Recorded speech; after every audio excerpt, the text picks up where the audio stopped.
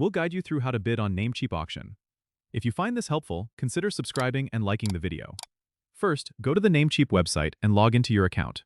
Once you're logged in, navigate to the Domain Auctions section, which you can find under the Domains tab in the main menu. You'll see a list of domains currently up for auction. You can use the search bar to find a specific domain or browse through the categories to explore different options. When you find a domain you're interested in, click on it to view more details.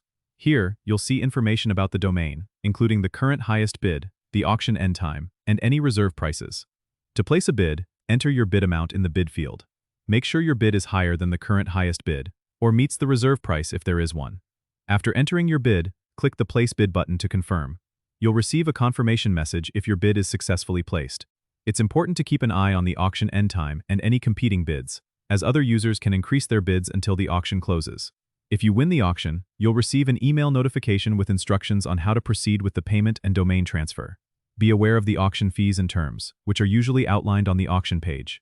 Make sure you have a valid payment method set up in your Namecheap account to avoid any complications. Bidding on domain auctions can be competitive, so stay alert and act quickly if you really want the domain.